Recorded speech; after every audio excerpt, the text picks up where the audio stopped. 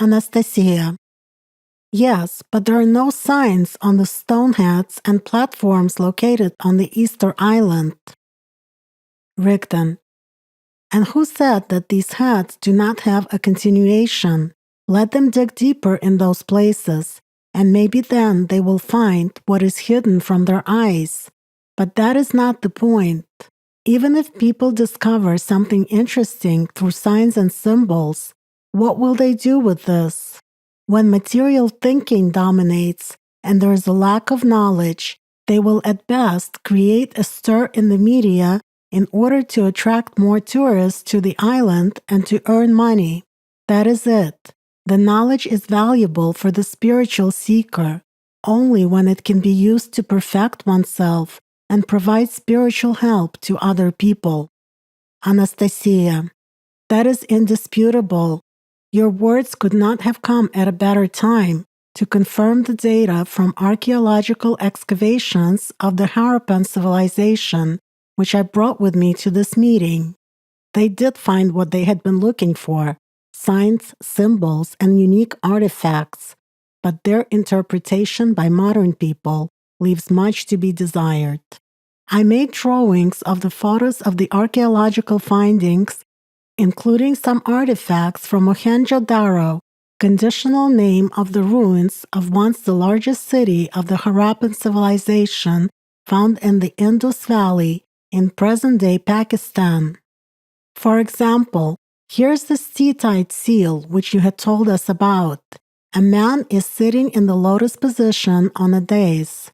When I first saw this picture, I was of course struck by the fact that 5,000 years ago, people were doing the same spiritual practices as we are doing now. However, the museum description of this seal, as well as of other findings, once again made me smile with sadness, since in essence, this description reflects the worldview of the people who put it together. But probably, had I not known about the existence of this spiritual practice, in these scholars' shoes, I myself would then obviously have reasoned in the same way. Archaeologists describe this image in the following way. A naked male deity with 3 faces is sitting on a throne in yoga position. There are bracelets on his arms. On his head, there is a sophisticated headdress, the top of which looks like a branch of a fig tree. Various conjectures are voiced, including those that since the man depicted on the seal has such vegetation over his head, then probably this symbolizes the power of this 3-faced deity over nature. Rigdon. I think if the person who made this seal heard such an interpretation by learned men from distant future, he would be as surprised as they were upon discovering it. How low in spiritual development the civilization has dropped in the far future for its best of the best, progressive-minded people, learned scholars, to reason like this. How could that which aids spiritual liberation of the human being, which is the main purpose of his life, be forgotten? So for the ancient master, such an interpretation by modern humans would be no less astonishing. And as far as the seal is concerned, these signs are like an open book for the person who is knowledgeable in the ancient secret writing of signs and symbols that indicate certain basic meditative techniques and spiritual practices which lead to spiritual liberation. It is clearly shown here that the person is sitting in the lotus position. This is not a nude male deity. This is an indication of the beginning of a meditation, activation of the lower chakra, a burst of energy, and its movement through the energy meridians. The throne on hooves simply indicates that the person is spiritually higher than his animal nature. The hooves symbolize the latter. Besides, in some cases, such a conditional graphical designation, a small hill on which the meditator is sitting, may indicate the group leader when the spiritual practice is done together. The 4 faces, 3 visible masks, and an invisible one point at the level of the spiritual practice in which the integrity of the four essences is already used to perceive the invisible world. Incidentally, in ancient times, they depicted three-facedness, almost always implying four faces, the fourth invisible side, as evidenced, for example, by mythology and images of gods in the ancient Indian civilization. The sign over his head is far from a branch of a fig tree.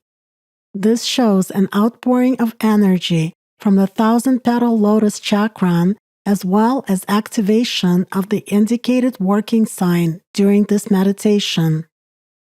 Anastasia. Yes, even the sign itself here speaks of the spiritual level of this person, for whom it is within power to activate it. Rigdon. Certainly, this is not a simple sign. The upper inscription is a reference for a knowing person to this spiritual practice and its purpose. Anastasia. In fact, all the signs that identify this spiritual practice are present here. A diagonal cross as the symbol of the four essences with certain accents, the fish sign meaning submersion into an altered state of consciousness, the wave sign indicating a movement of energies. The sign of the powers of Allat is stylized for writing. In essence, the same ones as in the ancient rock inscriptions. Here, even if people eventually dress these signs in their material understanding, the image itself will retain the basic spiritual information for the informed people of new generations. Rigdon. Quite right. Anastasia. You know, when I was searching for information about the Harappan civilization, I also unexpectedly discovered many other interesting facts. For example, take the steatite seal, which you have already mentioned. By the way, I think the readers will also be interested to know, like I was in my time, why seals were often made of steatite in ancient times. After all, this material was used as early as the Paleolithic era, as evidenced by the archaeologists' discoveries of female ritual figurines of Paleolithic Venuses made of this rock. Rigdon. This material was indeed widespread among the peoples in different times. It is precisely steatite that was used for magical figurines in ancient India and ancient Egypt. It was described in legends as a rock endowed with sacred properties. It was used in the Urals, Asia, and Americas. In the ancient times, it was also called firestone because it conquered flames and forced even the fiery firmament to follow its inner form. Sacred philosophy was seen in it. Well, and of course, this stone is not empty. Steatite has truly unique properties. Besides being easy to process, it contains talc, magnesite, and chlorite. It has high durability, high heat capacity and thermal conductivity, and resistance to chemical and acoustic effects. It does not resonate and does not conduct sound. In general, as they would say nowadays, soapstone, as it is now called by geologists, has good insulating properties and serves as a source of positive energy. In the heated state, it emits heat waves which coincide in frequency with the frequency of thermal radiation of a human himself and amount to 8 to 9 microns. It also has a number of properties which have a positive impact on the human health. This was known even in ancient times, so it was often used both in everyday life and in magic. Besides, thanks to such unique properties of this rock, steatite seals were impossible to burn. They were strong enough and lasted for thousands of years, which is why it was used for the transfer of such knowledge. Anastasia. And here is a copy of an image of the steatite imprint discovered in Mohenjo-Daro.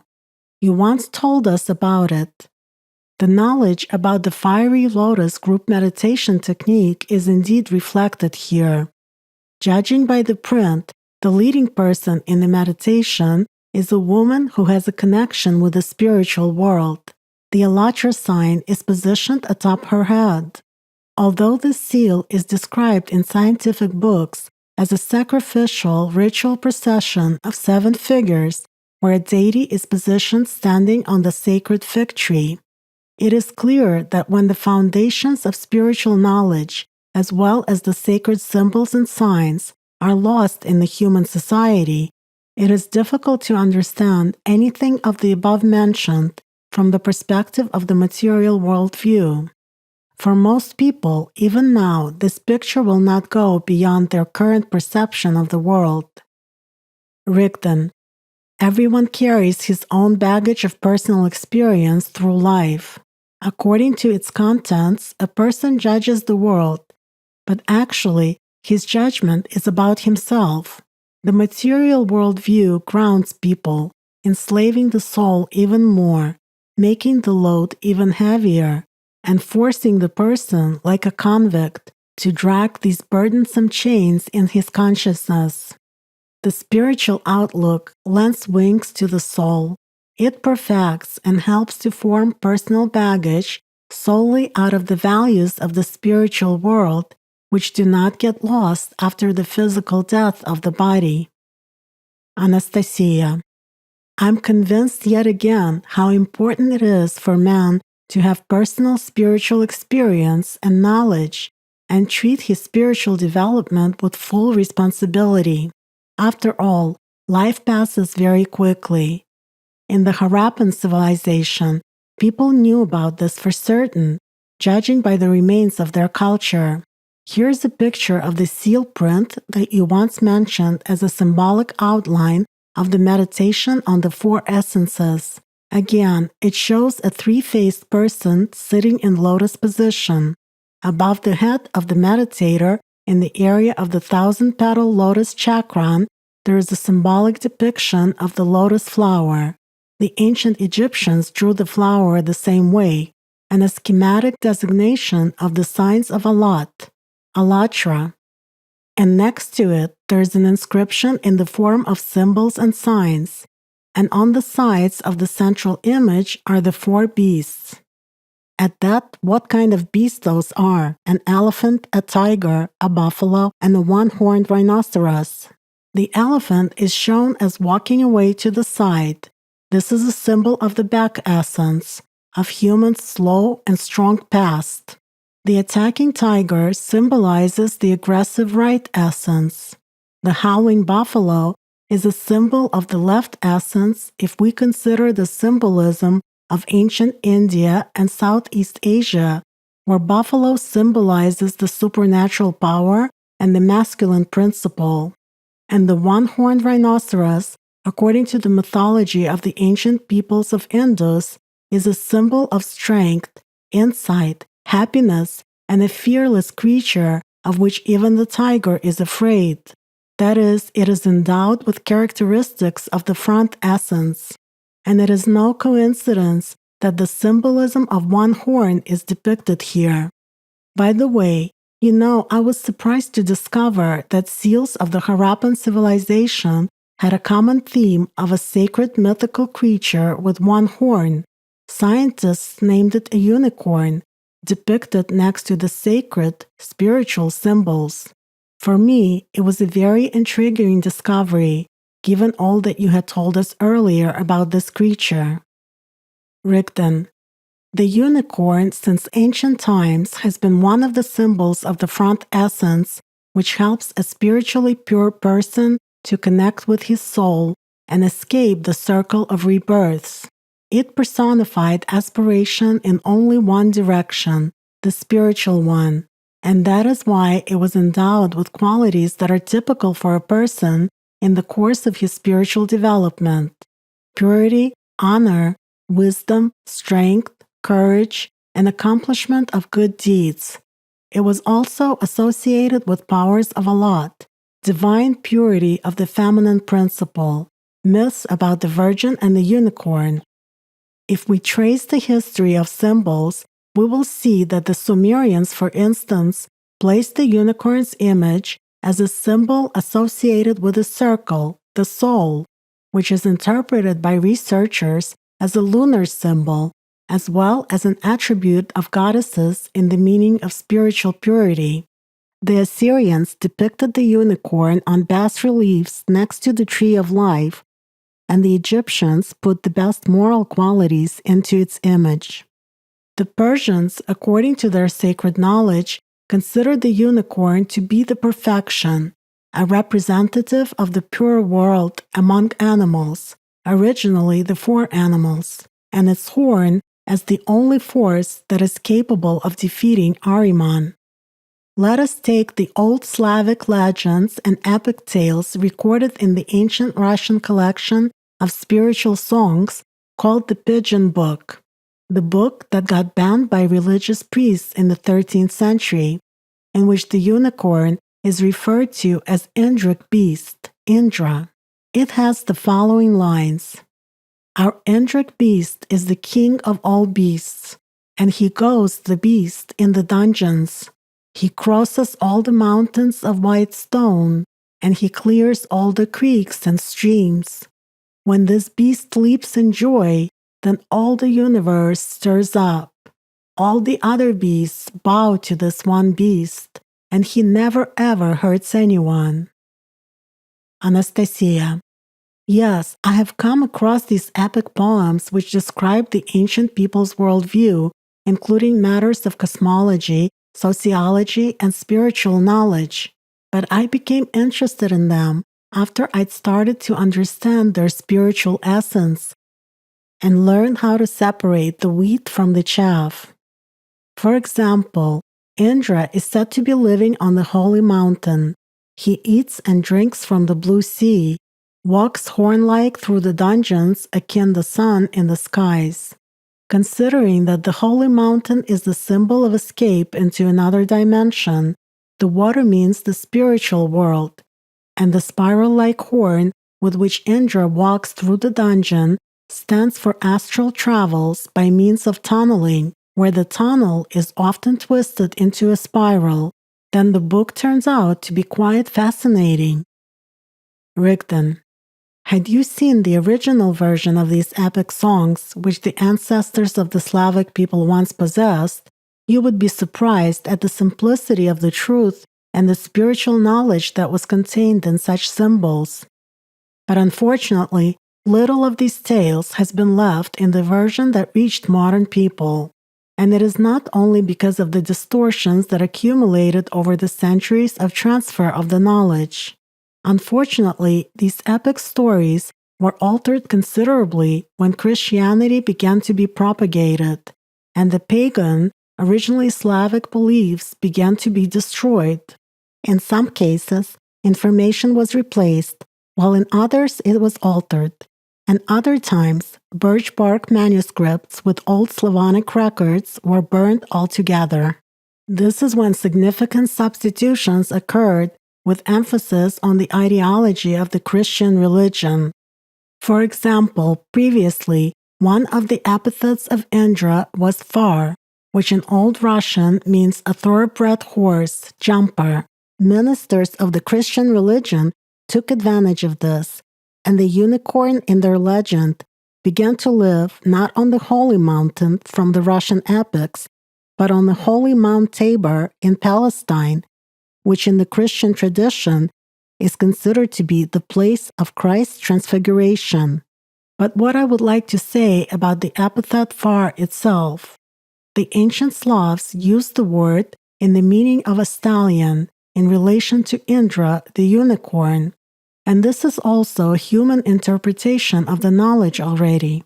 According to the original legend, which was once known not just on the territories inhabited by the ancestors of the Slavic people, but also in ancient India and ancient Iran, the Zagros Mountains, the front essence which was symbolically represented by the unicorn was linked with the Farno, or speaking in modern terms, the Grail. The Farno, Farn in the East, was defined as the shining principle, the divine fire, that multiplies power, control, and might. It was mentioned that Farno helps the human soul to cross the bridge which leads to eternal life. And now put all this together with the knowledge that you already have. Anastasia. For me, this information, just like every meeting with you, is yet another discovery. Now it is clear, first of all, why they put 2 wooden horse heads with the large solar symbol, circle, on the ancient Russian huts and shrines. By the way, this tradition was widespread not only in Russia, but also among the ancient peoples of the Baltic and Europe. It turns out that besides the fact that it was a stylized AllatRa sign, it was also one of the ways to interpret the ancient sacred legend about the unicorn and the Farno. Secondly, if the legend has a common Indo-European root, then its echoes, and consequently the remains of the knowledge, must be sought not only in the ancient Rus epic, but also among the literary monuments of ancient Iran and ancient India. Take ancient India, for example. The most popular Vedic character there was precisely god Indra. Translated from ancient Indian, the root of the word Indra means an indication of spiritual power. Interestingly, it is mentioned that the ability to have many forms is inherent to this god, and that it can turn into a horsehair. Indra himself appears in myths as the god of heaven who is connected with rain, water, who releases rivers and streams and pierces channels, just like the Slavic unicorn Indrik. He is the son of power, one who drinks soma, friendly and always ready to come to aid. And most importantly, it is Indra, according to the legend, who fights alone and conquers dragon Vritra, the demon of chaos. And his victory is equated to the victory of the dynamic principle, the powers of Allat, over stagnant chaos, the animal mind, and it leads to structuring of the Vedic world of white spaces. This battle is the central plot of the legend. If we consider that the ancient Indian Vritra literally translates as block or a barrier, and that Indra represents spiritual power, then in essence, it all means overcoming the animal nature, the spiritual victory of a human over himself, his liberation. Rigden. Besides, Indra is believed to be the guardian of one of the 4 cardinal directions. There is also a reference related to the knowledge about the structure of the world, in particular, that Indra rules over Svarga, heaven. According to beliefs of the Hindus, it is a paradise located on the top of Mount Meru. And now recall that in the Slavic and Russian mythology, there was also god Svarog, the god of heaven, heavenly fire, the father of Dashbog and Svarozich. In the All-Russian Chronicle of the beginning of the 12th century, the tale of bygone years, which was included in the Hypatian Codex, the following mentions of it have been preserved. For this cause he was called god Svarog, and his son under the name of the sun ruled over 7 kingdoms. He was named Dashbog, the king of the sun, Svarog's son. He is Dashbog. Approximate translation from the Church Slavonic language. Anastasia. That's right, it all has one and the same root. After all, even if allegorically, but it speaks of 7 dimensions and of man's spiritual work on himself. Svarog, for example, being the embodiment of heaven, according to the epics, in the darkness of thunderclouds, kindled the flame of the heavenly fire, lightning, and then, breaking rain clouds with thunderbolts, he kindled the lamp of the sun extinguished by the demons of darkness. If we take into account the fact that Svarog acts as the front essence here, the rain clouds are thoughts from the animal nature, and the lamp is the soul, extinguished by the darkness of subpersonalities. The old Russian mythology turns out to be quite interesting. Rigden. Quite so. Incidentally, the Pigeon Book, which explains the origin of the world, also mentions the AllatRa stone. According to the legend, it is believed to have signs inscribed upon it that speak of the laws of Svarog, the god of heaven. According to the old Russian legends, it is from under the AllatRa stone that the sources of living water begin and carry sustenance and healing, creation. It is beneath this stone that the power that has no end is hidden, and it is on the AllatRa stone that fair maiden Dawn sits, who always wakes the world up from the night's sleep. Now put all this together with knowledge about the AllatRa sign, of the power of the divine creating feminine principle, Allat, and of its important role both in the processes of the development of the universe and in the spiritual awakening of the personality and its fusion with the soul. Incidentally, in their spiritual tales from the old times, AllatRa is what the Slavic ancestors called the power of Allat emanating from God, as well as the person who accumulated this power and increased it in himself with spiritual labor. Anastasia. Yes, many things become obvious when you possess spiritual knowledge. You begin to understand not only yourself, but also the single spiritual grain of different cultures.